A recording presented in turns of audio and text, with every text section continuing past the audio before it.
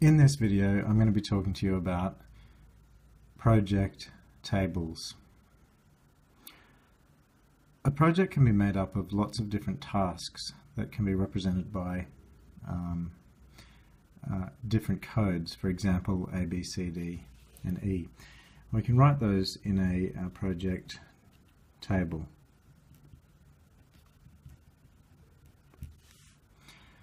So, if we have our codes written in our table,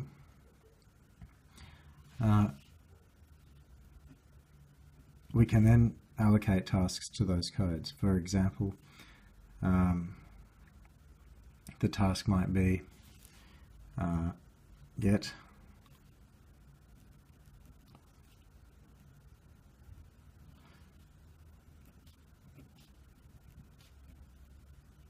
get the bread out of the cupboard,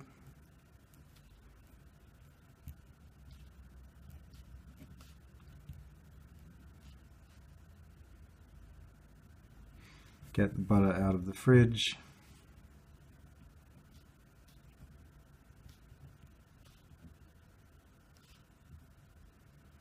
get a knife from the drawer,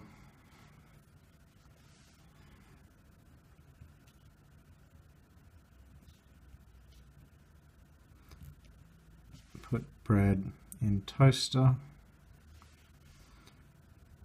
and toast,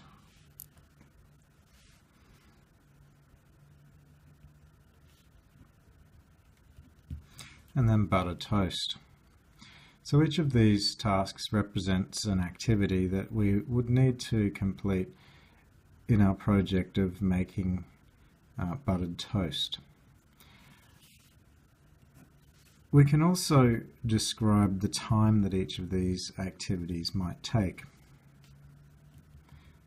For example, it might take 5 seconds to get the bread out of the cupboard, 5 seconds to get the butter out of the fridge, 5 seconds to get the knife out of the drawer. It might take 60 seconds to toast the bread, and it might take 15 seconds to butter the toast. As well as the time, we can also describe the prerequisites. So the prerequisites describe what activities must be completed before we can begin the activity at hand. For example, activity A, getting the bread out of the cupboard, we can do that right from the beginning. We don't need to wait for anything to have occurred before we get the bread out of the cupboard. So activity A has no prerequisite.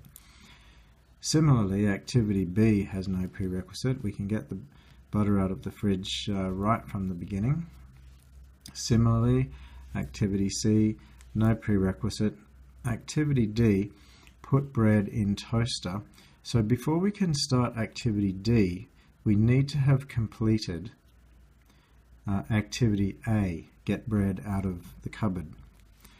And before we can complete activity E, we need to have completed put bread in toaster and toast, so we need to have completed D. We also need to have completed